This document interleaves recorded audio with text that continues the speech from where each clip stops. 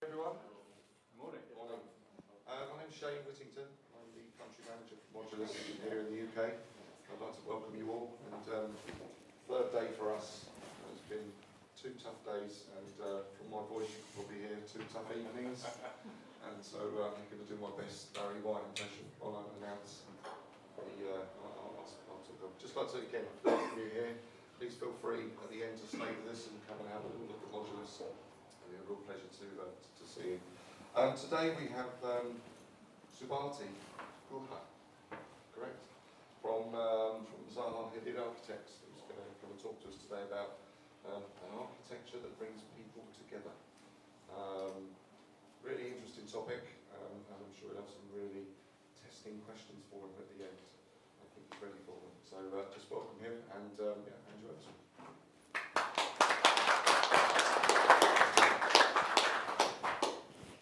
Thank you, Shane. Can you hear me? Yes. Yeah, perfect. Okay. The title of the topic is Enriching Environments, and I've split it up into 3 parts.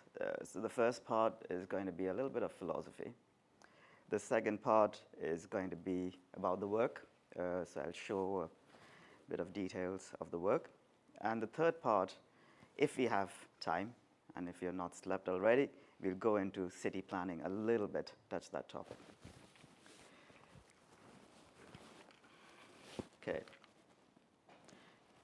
Okay, so does architecture really bring people together? So we'll try and explore that in the presentation. Let's see. Some of the questions we ask is this: is creativity purely a human construct? The question, why do we really build? Is it just function? And how many of you think it's function? Nobody? No answer? Okay, so it's a good start already. So we try and explore that, and we start from, let's say, the evolution of life forms. So when we grow from, the initial, let's say, Luca, which is the universal common ancestor of all species, they predominantly started with finding innovative solutions to find food, shelter, or avoid themselves from a predator. But that process kind of imbibed into everyone's DNA. So the process to seek a change, to find new solutions, is part of the DNA of every species, and that's one of the arguments I make. And that, in Darwin's philosophy, is the idea or the drive for the need necessarily was superseded by the drive for finding new ways, whether you needed food or not. So it became part of our DNA. So therefore, but how did it happen? Like, does it mean that we follow the principle that genetically we changed and therefore we are different? Or because Darwin was looking at larger spectrums of millenniums of timeline, that actually it is the creativity of small individuals over a large period of time that changed evolution. So that's what my argument is. That's why the fish moving the opposite direction is so important for a species, because if they don't do that, that species is figured out very quickly by other species and gets eaten away. So the DNA of aspiration, as I said, is in every species. So you look at a bird's nest, they're all different. They're always changing. They're never repeating, even though trying to use similar materials.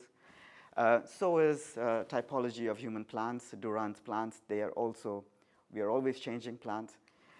But we could have done it in a way the birds do, which is being very sustainable, materials from the earth and consumed by the earth within a period of lifetime, but we don't do that. We seek for permanence. Why? So we'll come to that, but the initial starting point of at least Greek architecture was kind of a copy of the architecture in wood. So this idea of column capitals and so on was actually a way to translate temporary architecture into permanence. And therefore, you can see that in most of them, because stone doesn't really need to do this, but it did this because it was not just articulation, but it was to kind of reinterpret or reconstruct a permanent model. So why do we need permanence in architecture? So when we look at nature, these are two mountains. One is the Mount Everest, and the other one is in the Swiss Alps. And you couldn't possibly tell the difference. So nature, with all its beauty, does not give identity. But we do that. We want to build these identities to find new aspirations, not to copy them. So what are the influences of architecture in our society? Obviously, it gives an order that nature doesn't provide. It creates a presence of time. So every time we do something, it creates our new identity. And third, that identity that we build in 300, 500, 700 years go on to become the culture of the place, right? So culture is not looking backwards, it's looking forwards. So, however, human growth is non-linear. On the left is the curved walls in Luxor, and on the right is Dieste's walls. And you can see the relationship, but they're 3,000 years apart. There was no exploration on this subject for 3,000 years. So we are often known to go backwards very often. So I'll go now to design. So we leave it at that. And actually, I never really liked architecture. I never thought it was interesting because the definitions were very boring. To find some function, supervised construction, really, really boring. I mean, what I was really interested in was art. I liked painting, and that's how I started. And I thought, could there be a bigger canvas? And that's how architecture happened. But I thought I was a genius at 13. But actually, a lot of people had done it. You know, there's Schroeder, you know, with influences of Mondrian and the Dessau movement. There was Corbusier, and kind of very much had influences of Picasso and that Cubism movement. Then obviously, when I graduated, I joined an architect called Charles Correa, who was also doing the same kind of work, kind of bringing on local cultures into the work with paintings and so on. So this is the kind of trajectory till I landed up at Zaha Hadid, which was also at the time looking into constructivist movement, reviving the Russian constructivist movement and so on. So which leads to a lot of generative, using art as a process to kind of form buildings and spaces. Obviously, this has been common. Usually, this was used in terms of articulations in olden structures and so on. So they were articulating the functional elements of art. So what is the deviation is that just windows and doors started getting more and more ornamented. Then there was the other hypothesis, which was doing the performative. So they took the geometry and the structure and that became the articulation. However, this is a good example where the pure dome is defined by the function or the structural integrity by its central keystone. However, these two domes are about 100, 200 meters apart. One is in the Vatican and one is in Pantheon. And in the Pantheon, you remove the keystone. And why? Why would you break the integrity of structure? But then why not? That gives you a completely different space. So this idea to search a new window, as I call it, is what makes us travel, what makes us go and see these objects, spending the money that we earn and so on. So today, we're going to look at a few subjects. I'll show you some projects of offices, public realm, stations, airports, arenas, all of the projects I've worked on. And then if you have time, as I said, we'll touch a little bit about the urban drag and the urban context. Workplaces. So all of you possibly work in a lot of workplaces. The evolution of workspace was very interesting because earlier work and home were the same space in the medieval times. So people worked in the same space they lived, right? It changed. However, the Johnson and Wax Museum and so on, where office was a separate element, a separate place to go to, came into our lives. And why was that? Is that, where office and home were together, we had to then move towards something as a workflow, or the industrial, call it revolution, that streamlined the way work was done. So you had to work like machines. So they had to be together. And that split the jobs into two parts. So one is the blue collar, and as we know, is the white collar. However, the white collar then went on to occupy the offices, and then the plan form of these offices became a complete open plan. So as you see in the Mies van der Rohe building here. And obviously now we are talking about Google, Facebook, where you have kind of mixed use offices, but again, open plan. But I'm not a big fan of this because it brings too much anonymity. It has really little relationship building. So 3 critiques of mine is that closed spaces, or permanent desks makes you want to know the person next to you, right? Second is you can be yourself. You may not have a great day today, but you can still be yourself. In an open plan, you have to maintain a decorum, yeah? And therefore the need of larger HR and so on, right? And therefore, once you're free, you have more free exchange of knowledge. If you have to follow decorums, your imagination is kind of limited. That's my argument. I'm going to show a quick project where we try to interfere with these functions. So this is the factory connection in Leipzig, BMW. This was done before I joined the office. But here you see there's a multiplicity of 2 layers. One is the factory belts that run over the building. And the second is the desk spaces, and they are kind of interlocked with each other. They kind of merge. This was done in early 2000. It was finished in early 2000. But here you can see that in reality, how this influences the workflows. This is the canteen where everybody sits together. Doesn't matter if you're blue or white and so on. And that's the building. I'm not going to go too much into design in this, but this is a slide. It's my pure imagination in a way. It has no real evidence, but the only evidence I have is that the BMW, after the project was finished in 2005, their shares skyrocketed. They literally ruled out the entire car industry in the UK. Either they bought it out or they just took over. If you went to their factory, you could see they even focused on how the noise of the door slams down. So they had taken them to the next level. Now, I'll show you an office space that I designed in Milan. This is Zaha Hadid. We were 3 architects, Hadid, Libeskind, and Isozaki, the 3 towers, and then we had 3 projects.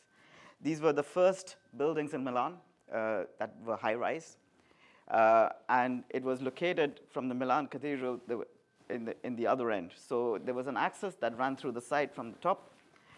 And we took that axis, and it reaches the base of the tower.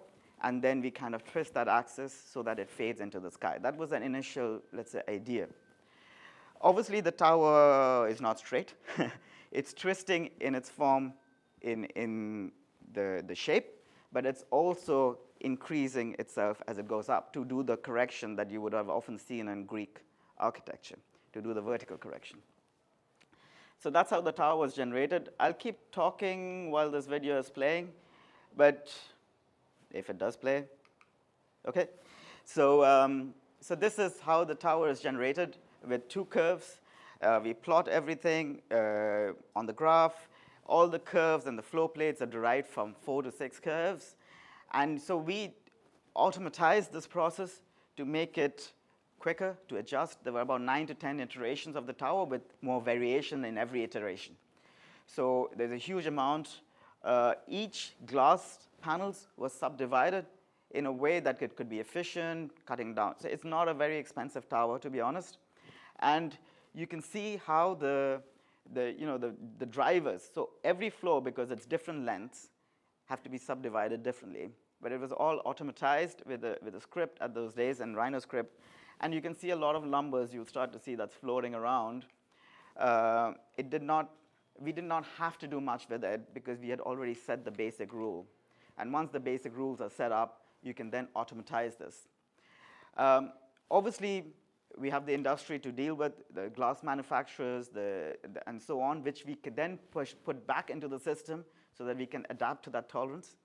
So I would say it was the first kind of parametrically driven tower we had done to use it to be more efficient, right, to make it happen.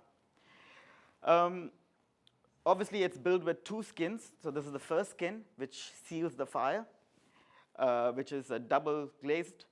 And then we have the central area. This is where the core comes out. So the core is straight, but the areas around the core rotate with the tower. So every time you come out of the core, you're always looking through that slim opening out into the city. And this is the outer facade of the glass. So now, which is a single layered glass, and we know that glass can be pushed a little bit to bend, so therefore we could bend the 4th point to a certain degree, and that was also scripted in, so how much you can bend it so that you don't have to use curved glasses to make it more expensive.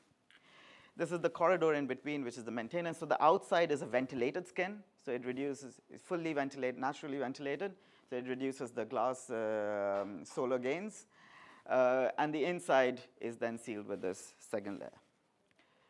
Okay, let's finish on the, let's say this is the thing that you see at the bottom that I was talking about, that taking the axis and then kind of disappears into the sky.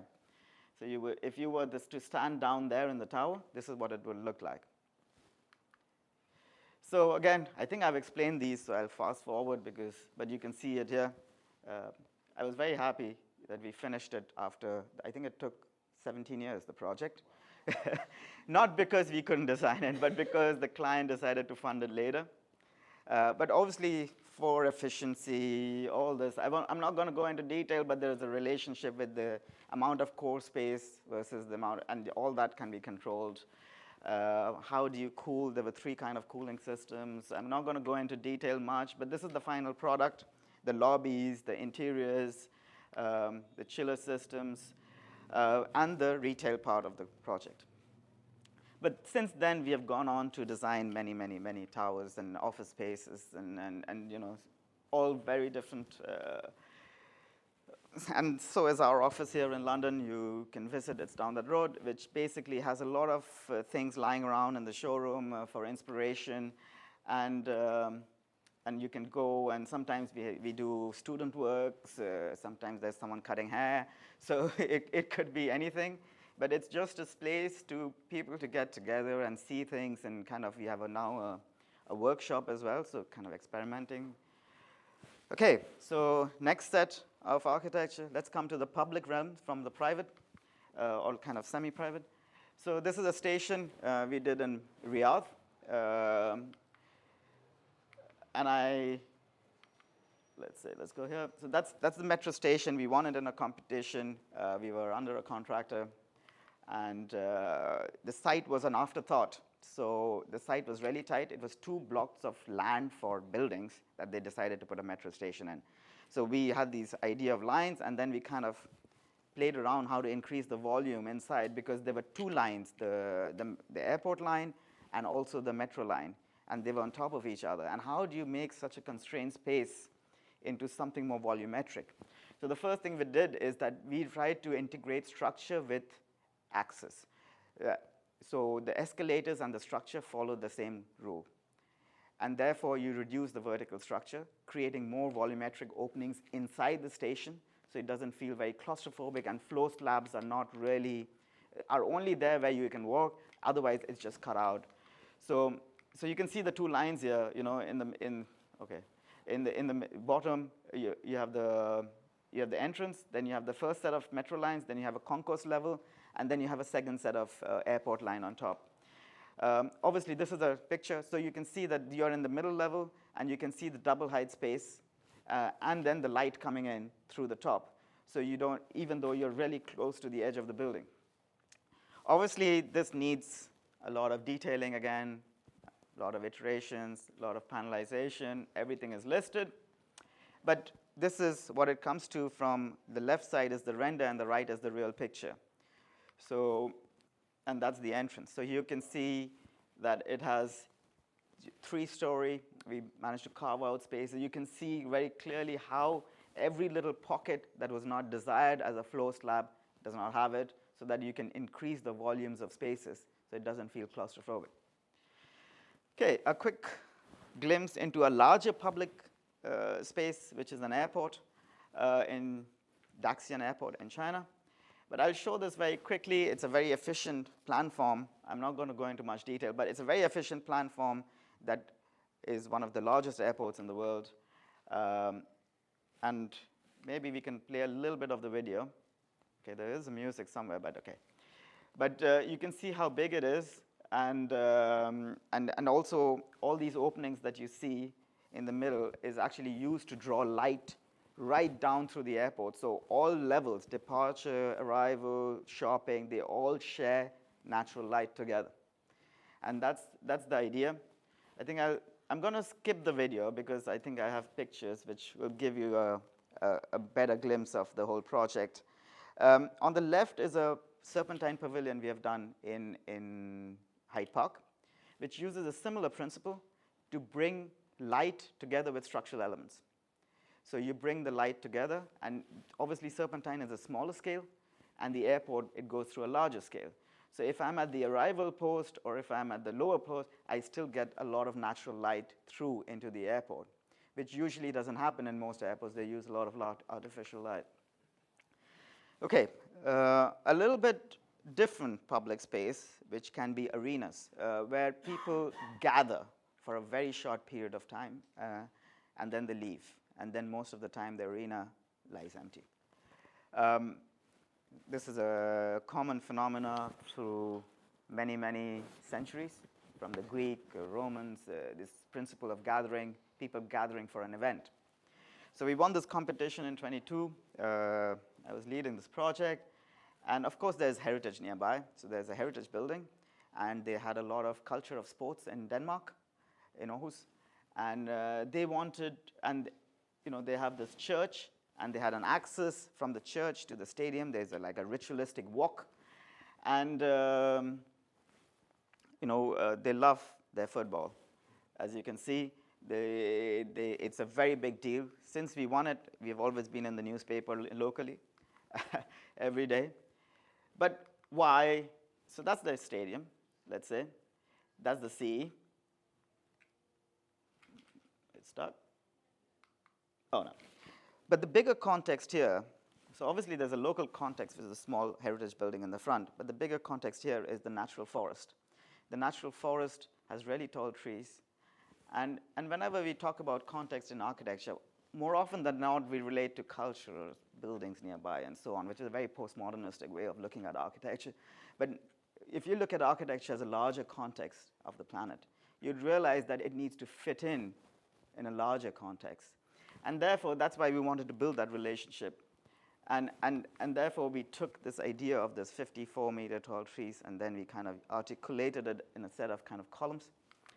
And the idea was that you have the forest on the left with a little bit of sprinkle of trees that tones down, and you have a forest of columns on the right. Okay. So these were the renderings of what we wanted to achieve. We won the competition. They loved it. One of the things that we try to do here is be very tectonic, like not using too much cladding, right? Natural wood, pure concrete, or steel. Be very basic, but then add the articulations into, which we will show you how we do it, into these elements. So this is the concept I already explained. The left is a sketch initially from the design brief, which asked us to have this blob.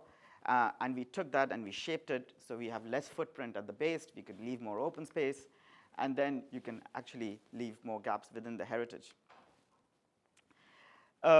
Obviously, there's lighting, and this is the flan atmosphere, and then a non-match day atmosphere. What would it look like? How would it happen what do people do in Denmark? They like to exercise. They like to run around, so they run around, cycling, anything, an event.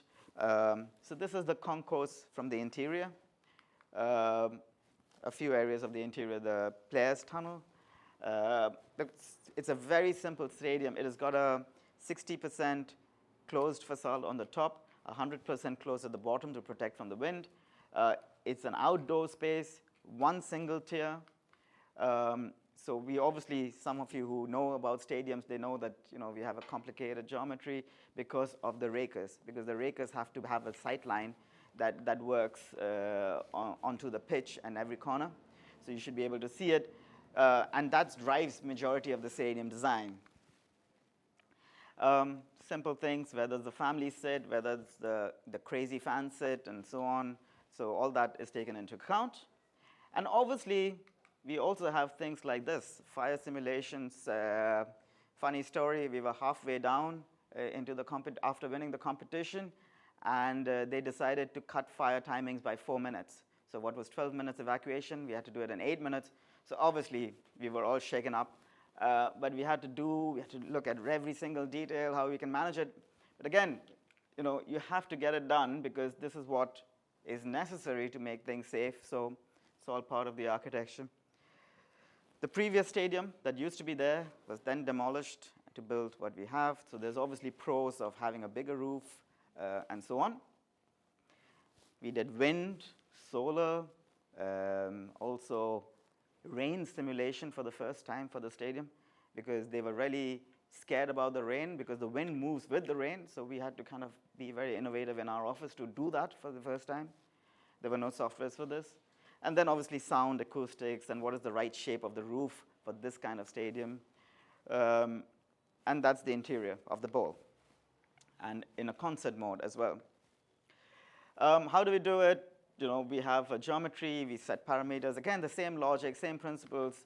Once we have designed it, we have a BIM model that has completely accurate. We have subcontractors who are also providing 3Ds, feeds back into our system, goes into the BIM model and the Deluxe system, consultants input, and then finally goes into construction. Things that we do for design is that you'll notice that the roof on 3 sides is the same depth, and on the 4th side in the north stand, which is the VIP stand, it's got larger depth. So how do we make it look the same? This is a challenge. So obviously the corners are very challenging because they're driven by the raker beams, which the people have to sit on, the number of seats. And they had to be aligned to the columns so that we don't have additional structure. So this was a big exercise, which now looks all smooth, but actually you can see that they're not exactly this. I mean, it's hard to see, but that's how it is. So south corners is easy because they're symmetrical depths. The north 2 corners are not. And what we tried to do is that we tried to make them typical so we could use only 2 molds for this entire 20-meter tall columns to be cast in one go. And this was our idea of transportation of it. And here you can see the mold, how we do it. And actually, this is a nice video. You can look into it. So this is the column being transported from the factory about 100 kilometers away, brought to the site with a big truck. And the guy is called Mike. There's only one guy who drives this. He brings he's going to bring over 100 columns in a span of a year and a half. And there are 2 cranes that lift it. So they have to work together. You can't lift 70-ton columns with one crane. So they put it in place. There are about 8 bolts that fit this column at the bottom. So it's fixed on 8 bolts and then poured in so it stands. These are temporary supports which were removed after the stadium is. So you can see now they are removed because the raker beams have come in. This is a picture from January this year. This is how it's construction pictures. Yeah, it's moving fast, rain or snow. They're geared up. They had a lot of snow this year. And obviously, a little bit about the facade. We could have done a lot more with the facade if it wasn't for the wind. We could have made it more articulation and so on. We were all ready for it. But because of the wind, they wanted it to be 60% in all sides, most sides apart from the north side, which had the stadium. So some samples of the facade that we are currently investigating, glue lamp wood, coated to last longer. That's the goal. This is the status where we are as of last couple of weeks. But what does it teach us? The first stadium was built in '97, and we had to rebuild it again. So what it really teaches us is, construction, building technology, so on and so forth is okay. We are always progressing. But without a good aspiration, these buildings will be destroyed very quickly for another one. Because we are always trying to find that one that we want to keep with us. Why? Because our lifetime is very limited. A stone is 5,000 years. We live about 100. So to say that the building is just for our personal use, for our personal functions, which are eventually going to change, it's also non-realistic. So I'm not going to read it, but the idea is not to repeat. That's what the conclusion of this is. So new aspirations, new designs actually make people want to visit it, make people want to be there, make people want to embrace it as part of their cultures. And that's very important for architecture. Corbusier said this many years ago in his book, and I thought it was very fit. He said the purpose of construction is to make things that hold us together, but the purpose of architecture is to move us. How are we doing with time, Amandine? Can I go on, or should I wrap it up? No? Go on? Okay. Anyone asleep? No? Okay. Okay, let's talk a little bit about, because we are in London, it makes a lot of sense to be here because there's a lot of energy. So what drives people to cities, right? It's a high energy state. It's an avenue to make money, right? The power is always focused in the city, and you improve your social and career aspirations. So whatever we do. That's why we move to cities. And that's why we have built, this is the 3,400-year-old city on the right. So, and so is, you dig up any place and you find cities. People were always looking to be together. Because together you grow, and together in olden times you could fight the Neanderthals probably. But when I started doing my city research in 2008, UN Habitat had come out with a report saying that the cities will increase 30%, and 28 of them will be mega cities. This is already exceeded, okay? So when we look at cities, and London School of Economics, which I was part of at the time to do the research for Mumbai, had done a research from other cities to see the density distribution on the land. And more often than not, the density was unevenly distributed. And that is a concern that I found out, and I saw London. Okay, I'll explain it briefly, but it used to be, at least, very unified density. It was a big city, but with very uniform density. Today, it's changed. But that is because London was not designed. It emerged with Anglo-Saxon towns. And once they grew larger, they combined itself. The only city that was London was Londonium, where we are right now, where the wall is, and it was a 1 square mile city. So, what drags?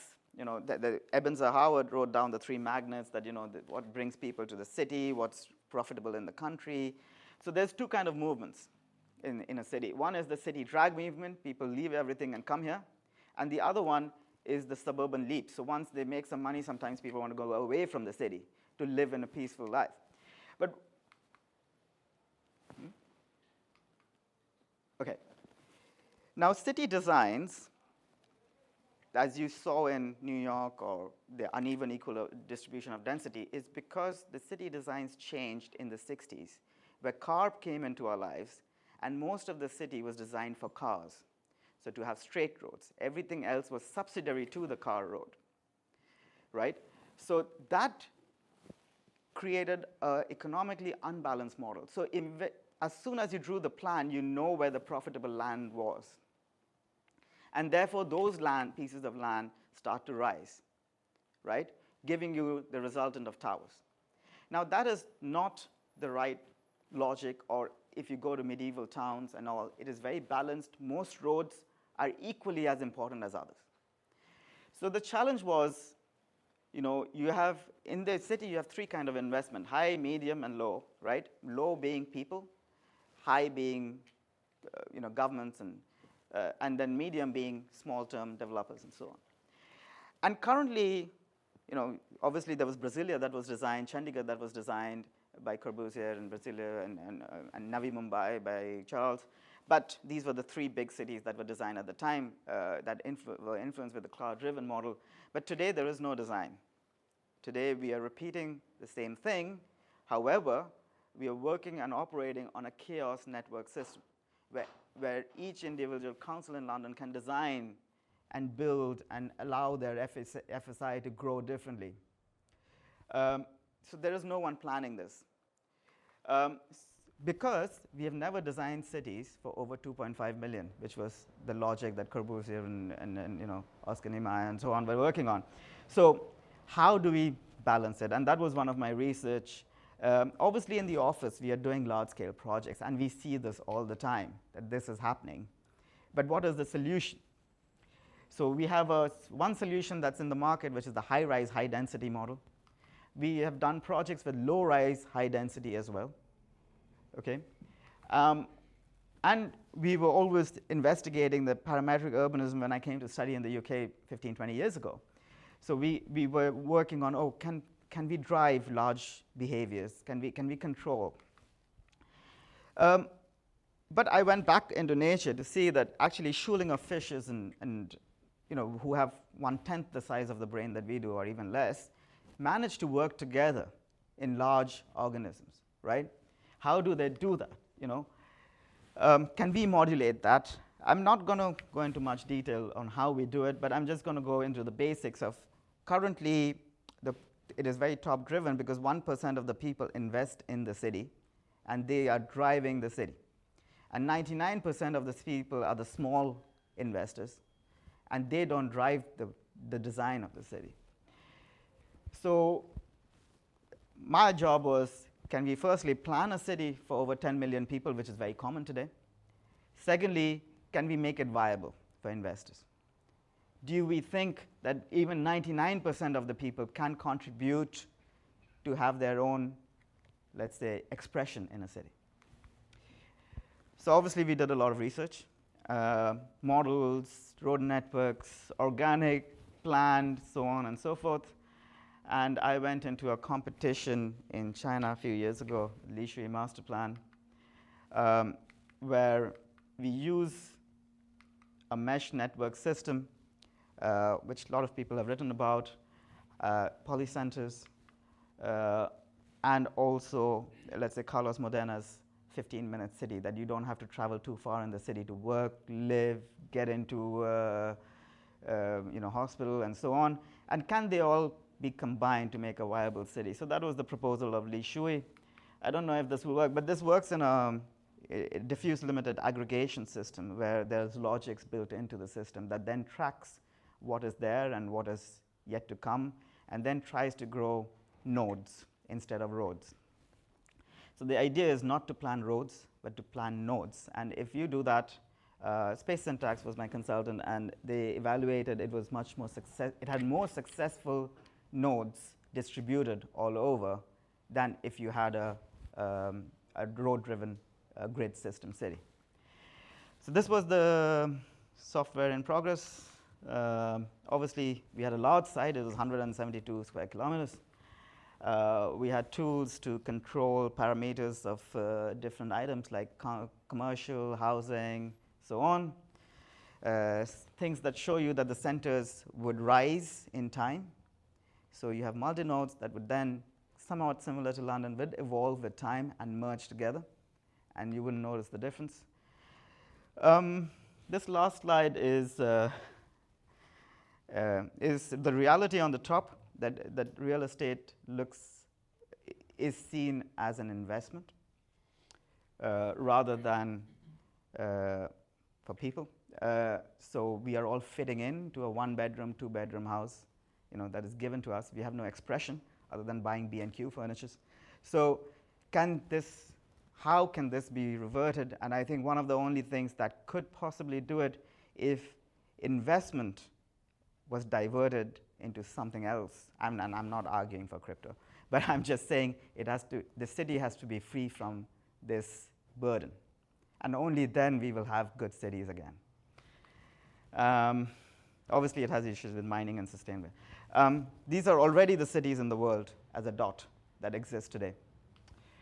And this is one of the last slides where he says that the relationship with human and machines, which we are so much talking about today, that humans are incredibly inaccurate. Computers are accurate and fast, but they're also stupid. And humans are completely inaccurate, slow, but they're also brilliant. But together they make a very good force. And how we utilize this, is up to us.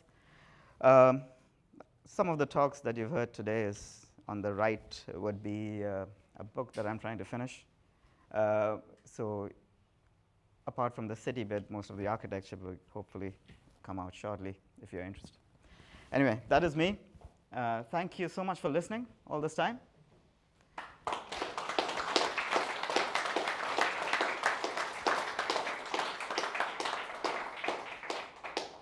And if you have any questions, I am happy to answer them. Any questions on the floor? Yes? Where do you see the future of architecture over the next 10 years, just say 10 years, in terms of where we are with AI, where we are with new construction methods, materials, thinking?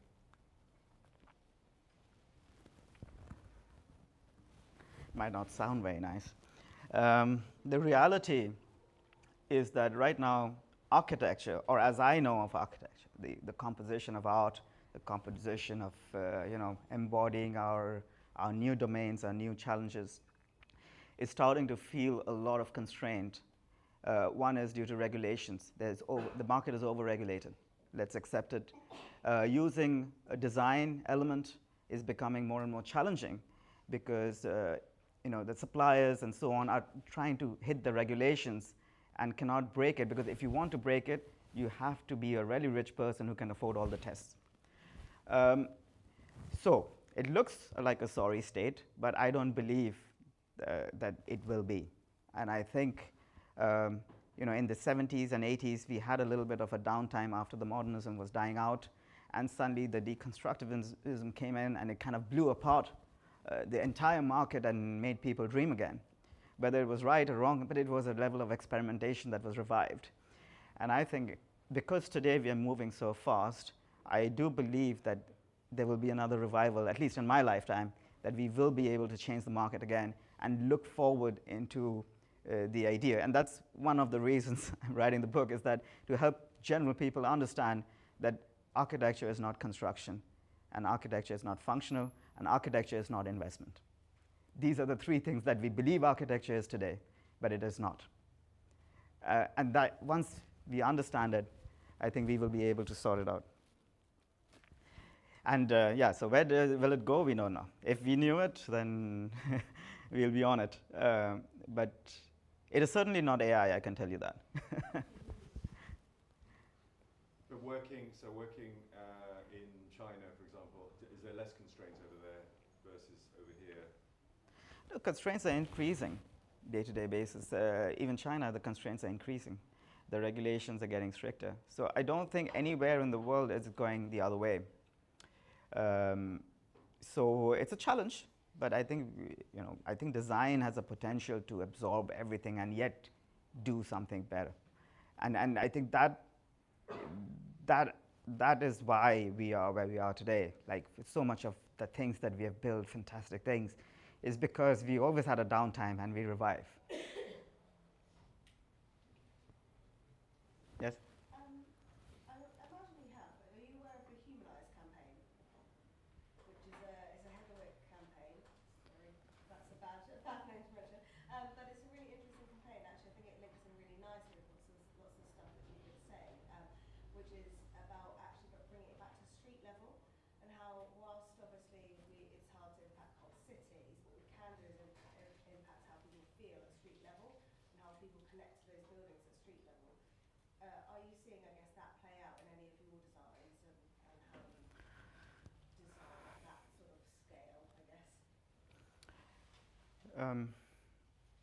You're talking urban scale, or are you talking architecture? I guess a bit of both. So yeah, I mean, so architecture mainly. So it's basically about how if we create buildings that people feel passionate, connect with at ground level, at street level, then they'll want to look after them more. They'll want to look after the space Yeah. more. I think it has a lot to do with the scale of the streets. So if you look at London here, you can do it. You know, you can make an architecture that instead of having glass walls here and glass walls there, you can connect because the street scale is okay. But if you see the new cities, which are like flyovers and 60 meters apart, you can't have a street life because you can't look at the other person on the other side of the street in the eye. They are an anonymity. And that's what makes cities more dangerous as well.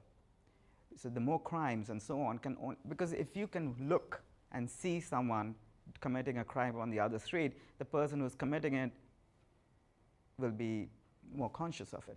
But if there is 20 flyovers flying across you, it doesn't work. So that's an argument. So street life makes things better. You know, the coal drops yard and so on. But again, you know, if you look at it, yes, it's designed the way the street life should be, but you don't see so many places spilling out in the coal drop yard because, you know, they're all these, you know, high-end companies that shut shop at 5 p.m. You're thinking about Italy, but it's UK. You know, the reality of weather, I think weather is a big factor in northern regions. So when I worked with Charles Correa, he was very much a humanist kind of, you know, because he could do it because the weather is great. You know, 60-70% time of the year, you want to sit outside in the evenings, right? So even if it's hot in the day, the evenings are pleasant. Can we do that in the UK? Perhaps not. Can we do that in Denmark? Even less, but only in certain times of the year. So how does the building behave when it's active and when it's not active in these times? So to say that street life will be permanent in all weather conditions is also a little bit unrealistic. Yeah, I don't think that's quite what I said, but yeah. Good point, yeah. And that's why, you know, the architecture that's mostly in the West or in the Northern hemispheres are blocks. But if you just move slightly down to South, Italy, Spain, it opens up. Semi-curved spaces, semi-open spaces become more common in these areas. So some of the architecture is driven by the climate. So yes, but I don't think, you know, a principle can be applied universally as a blanket. Yes, it is successful in certain areas, but may not be successful in others, if it makes sense. Any questions?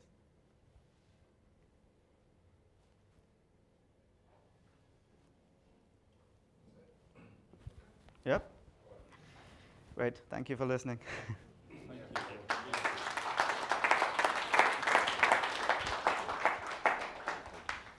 just like to extend our thanks again for that interesting talk. I didn't capture all of it, but the bits that I did capture were really interesting topics, and I'm sure these guys appreciate it as well. So thank you for your time.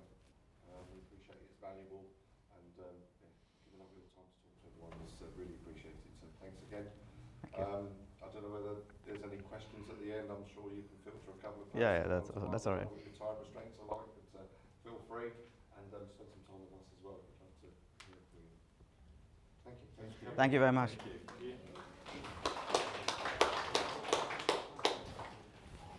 Your book.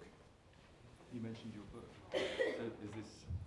It's not published yet. It's okay. in work in progress. When do you think you'll be published then? Is this Magnano? Is this something in? Yeah, the initial part goes in the book as well. Yeah. So. Yeah.